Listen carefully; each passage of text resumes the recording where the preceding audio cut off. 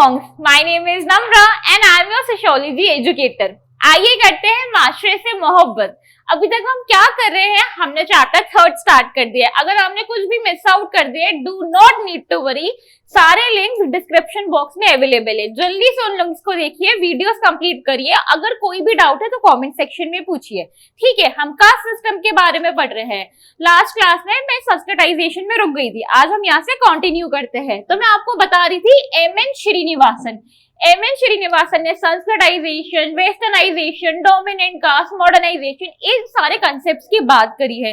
जब भी हम Indian society, caste system, kinship system को देखते हैं, ये सारे टर्म्स, ये सारे कंसेप्ट्स बहुत ज्यादा मैटर करते हैं। इसमें हम चेंजेस देखेंगे कि throughout the time, throughout the century और ईयर्स जितने भी चेंजेस आए हैं हम इसमें अभी देखते हैं। We'll start with Sanskritization. Sanskritization refers to the process through which lower caste adopt the custom, rituals and social practice of higher caste in order to improve their social status. Sanskritisation में क्या होता है, जो lower caste होती है वो upper caste के rituals को, कस्टम्स को, ट्रेडिशंस को फॉलो करने लगती है। फॉलो से ज्यादा यहाँ पे एग्जैक्ट वर्ड होगा, कॉपी करने लगती है। वो क्यों कॉपी करते हैं, मैंने आपको पूरा बताया ना। वर्ण सिस्टम BKVSD, BKVSD, ब्राह्मण, क्षत्रिय, वैश्य, शूद्र, दलित। जो स्पेशली जो शूद्रस एंड दलित होते हैं वो सोशल स्ट्रैटिफिकेशन में कास्ट सिस्टम पे लोअर पे आते हैं। और लोअर पे आते हैं, मैंने आपको एक्सप्लॉयटेशन के बारे में बताया, इनइक्वालिटी के बारे में बताया, मैंने आपको डिस्क्रिमिनेशन के बारे में बताया। तो वो क्या करते हैं, वो बहुत ज्यादा अपर कास्ट की, स्पेशली जो lower caste, the so called lower caste से आते हैं, वो अपर कास्ट की rituals, custom, language, anything, everything को फॉलो करने लगते हैं। वो इतना ज्यादा फॉलो करते हैं, वो अपनी जो खुद की उनकी कल्चरल आइडेंटिटी होती है, सेल्फ आइडेंटिटी होती है, वो उसे मिटाना चाहते हैं। और जब मैंने आपको आइडेंटिटी के बारे में बताया था, कल्चरल आइडेंटिटी के बारे में बताया था, मैंने बताया था ये एक इंसान के लिए, एक इंडिविजुअल के लिए कितनी मैटर करती है। Just imagine the level of exploitation and discrimination they have to go through, that they are ready to give up their own cultural identity so that they become the part of the bigger society, the bigger caste system. So बहुत ज्यादा, just imagine the level of exploitation. ठीक है, उसके बाद क्या होता है, involve not only the adoption of external markers such as dress, language and rituals, but also the internalization of cultural norms and values associated with higher caste. ऐसा नहीं है अगर आपको सिर्फ हायर कास्ट को फॉलो करना होता है, इन लोगों को हायर कास्ट को फॉलो करना होता है तो वैसे कपड़े पहनने लगते हैं, ऐसे खाना खाने लगते हैं। उनको इंटरनली माइक्रो लेवल पे, अपने फैमिली लेवल पे, अपने घर में भी जितनी भी कस्टम्स होते हैं, रिचुअल्स होते हैं, एनीथिंग, जितनी भी everything associated with the upper caste, वो वैसे point two point, Ctrl+C, Ctrl+V, वो ऐसे point two point copy paste करने लगते हैं, so that after some years, so that eventually they can be the part of the upper caste, they can be the part of the upper caste. Sanskritisation समझ में आया? ठीक है, आगे बढ़ते हैं। डोमिनेंट कास्ट क्या होती है? बहुत बच्चे, बहुत स्टूडेंट, जब मैं ऑफलाइन क्लास भी लेती हूँ ना, डोमिनेंट कास्ट समझ में नहीं आता। वो बोलते मैम डोमिनेंट कास्ट तो यही हो गया ना, ब्राह्मण हो गया, क्षत्रिय हो गया, डोमिनेंट कास्ट के इसमें अलग सा कंसेप्ट क्यों है? जब एम.एन. श्रीनिवासन ने डोमिनेंट कास्ट की बात करी थी, उनका डोमिनेंट कास्ट एक्सप्लेन करने का कंसेप्ट थोड़ा सा डिफरेंट है, इसमें कंफ्यूज नहीं होना है, मैं अभी समझा देती हूँ। तो डोमिनेंट कास्ट क्या है? After independence, there was a zamindari system where the zamindar's land was sold off to marginal, small and all landless farmers due to the Land Ceiling Act. एक लैंड सीलिंग एक्ट निकला था। जब मैं आपको green revolution, एग्रीग्रीन society के बारे में बताऊंगी तो ये मैं आपको डिटेल में जब बताऊंगी। एक लैंड सीलिंग एक्ट था, जल्दी से बता देती हूँ। इससे पहले जब तक कॉन्स्टिट्यूशन नहीं बना था, लोगों के पास बहुत ज्यादा सरप्लस वैल्यू ऑफ लैंड था। जब लैंड सीलिंग एक्ट लिखना तो गवर्नमेंट ने, कॉन्स्टिट्यूशन ने क्या बोला, इक्वल डिस्ट्रीब्यूशन कर देते हैं, specially in the rural areas, equal distribution कर देते हैं। जो जमींदार वगैरह अपनी लैंड यूज नहीं करते, अगर कंसेप्ट है, अगर एक फैमिली में 5 मेंबर्स है तो उसमें इतनी ही लैंड हो सकती है। 10 to 27 एकर्स की इरिगेटेड लैंड मिल रही थी, 35 to 42 आई गेस, 42 या 43 ड्राई लैंड मिल रही थी। ठीक है, इसमें कंफ्यूज नहीं होना, डिटेल में मैं आपको बताऊंगी। तो लैंड सीलिंग एक्ट निकला था, लैंड सीलिंग एक्ट, ठीक है। उससे क्या हुआ था, लैंड सीलिंग एक्ट से जितनी भी स्मॉल स्मॉल लैंड्स थी वो किसको मिलने लगी थी, वो मार्जिनल स्मॉल और लैंडलेस फार्मर्स को मिलने लगी थी। उसके बाद क्या हुआ था, डोमिनेंट कास्ट।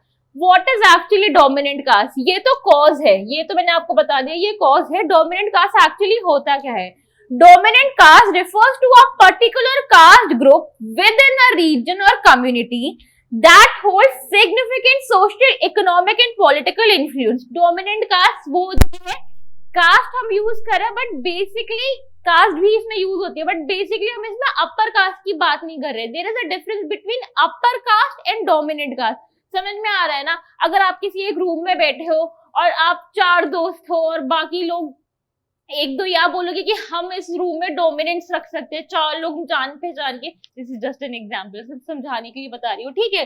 तो डोमिनेंट कास्ट होते हैं किसी एक रीजन में जो एक कास्ट बहुत ज्यादा इन्फ्लुएंस्ड होती है, किस किस की इन्फ्लुएंस करती है कम्युनिटी को, सोसाइटी को, social, economic and political factors से, फर्स्ट थिंग। उसके बाद unlike the traditional hierarchical structure of the caste system, जैसे मैंने बताया जो ट्रेडिशनल कास्ट सिस्टम है, अपर कास्ट की बात नहीं करे, जो अपर कास्ट सिस्टम है, ट्रेडिशनल कास्ट सिस्टम है, the dominant caste may not necessarily belong to the highest caste but exercises substantial power and authority, existential power and authority over other caste in a specific geographical area. जैसे मैंने आपको समझाया upper caste, इसमें हम upper caste की बात नहीं कर रहे, कोई एक ज्योग्राफिकल एरिया में जिस कास्ट के पास ज्यादा पावर एंड अथॉरिटी होती है in terms of social, economic and political factors, वो वहां की dominant caste हो जाती है, ठीक है।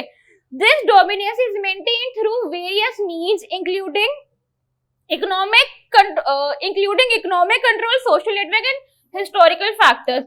ये dominance कैसे कैसे maintain होती है, economic factors है, social factors and historical factors है।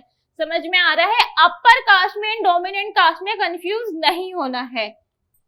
उसके बाद क्या हुआ, thus the intermediate caste become the dominant caste in the countryside and played a decisive role in the regional politics and agrarian economy। जो intermediate cast थी, ठीक है, बिल्कुल लोअर कास्ट की बात नहीं करें, जो इंटरमीडिएट कास्ट थी, जो upper caste and lower caste के बीच में थोड़े से ग्रुप्स थे, थोड़ी सी कास्ट थी। मैंने बताया था ना, कास्ट में भी सब कास्ट होती है, सब कास्ट में भी सब कास्ट होती है, ठीक है। जो सब कास्ट में थोड़ी सी डोमिनेंस रखते थे और वो dominance in terms of number भी रखते थे, social, political, historical, economical factors भी ज्यादा थे, तो वो एक पर्टिकुलर रीजन की, एक पर्टिकुलर ज्योग्राफिकल एरिया की, वहां की उन्होंने डोमिनेंस कैप्चर कर ली और वो वहां के डोमिनेंट कास्ट हो गए। आई होप इतना समझ में आ गया हो। कोई भी पूछे the difference between upper caste and dominant caste, confuse नहीं होना है, there is a difference between upper caste and dominant caste, ठीक है। इसके एग्जाम्पल्स क्या है, examples of such dominant caste are Yadavs of Bihar and Uttar Pradesh, Vokkaligas of Karnataka, Reddys and Kammas of Andhra Pradesh, Marathas of Maharashtra, Jats of Punjab, Haryana and western Uttar Pradesh, Patidar of Gujarat. अगर UT में पूछ ले कोई भी कास्ट, डोमिनेंट कास्ट के नाम देके, तो ये अच्छे से याद कर लेना, मेजरली यही कास्ट पूछी जाएगी। मॉक पेपर्स में देखोगे, टेस्ट पेपर्स में देखोगे, प्रैक्टिस पेपर्स में मेजरली यही कास्ट पूछी जाती है, तो अच्छे से तैयारी करनी है इस बार। उसके बाद प्रेजेंट कास्ट सिस्टम, तो प्रेजेंट कास्ट सिस्टम हमने कॉलोनियल टाइम का पढ़ लिया, हमने चेंजेस इन कास्ट सिस्टम पढ़ लिया। अब present caste system, presently caste system में क्या चेंजेस आए या फिर प्रेजेंटली कास्ट सिस्टम कैसे प्रैक्टिस हो रही है, उसके लिए हम क्या देखेंगे, हम देखेंगे इन द कंटेम्प्रेरी एरा में। हम कंटेम्प्रेरी एरा की बात करते हैं। In the contemporary era the caste has become comparatively invisible. Comparatively invisible किस किस के लिए हुई है, अपर कास्ट के लिए हुई है, अर्बन मिडिल के लिए हुई है एंड अपर क्लासेस के लिए हुई है। Comparatively caste system in 3 sections के लिए इनविजिबल हुआ है, डेफिनेटली इनविजिबल नहीं, कंपैरेटिवली इनविजिबल। टर्म्स समझने हैं, सीयूटी में क्वेश्चन पेपर में ऐसे ही कंफ्यूज करते हैं, टर्म्स समझना है, ठीक है। Comparatively invisible and more visible for the lower class and caste. और मोर विजिबल किसके लिए होगा, ये लोअर क्लास एंड कास्ट के लिए। अब कोई पूछेगा ऐसा क्यों हुआ है, तो ये इसके रीजंस है। सबसे पहले हम अपर कास्ट का देखते हैं, ठीक है। तो अपर कास्ट का क्या है, कास्ट इज इनविजिबल। जैसे मैंने आपको बताया कास्ट इनविजिबल होने लगी है। Achieve status has more important then the ascribe status. Ascribe status बताया था ना बाय बर्थ। जो अचीव स्टेटस है, किसी इंसान ने कितना अचीव कर लिया है, कितने पैसे कमा लिए, कितना एजुकेशन प्राप्त कर ली है, कितना सोशल इकोनॉमिकल फैक्टर्स बढ़ गए हैं, तो उसको अचीव स्टेटस कहते हैं। तो अपर कास्ट में क्या होने लगा है, अचीव स्टेटस को इंपॉर्टेंस मिलने लग गई है as compare to the ascribe status. ठीक है, उसके बाद education also plays a very important role. जैसे मैं हर क्लास में बताती हूँ, जब भी सोशियोलॉजी पढ़ाती हूँ, अपर कास्ट अपर क्लास थी है, अपर कास्ट अपर क्लास थी है। ऐसा क्यों था? क्योंकि उनके पास एजुकेशन, सोशल, इकोनॉमिक फैक्टर्स बहुत ज्यादा थे।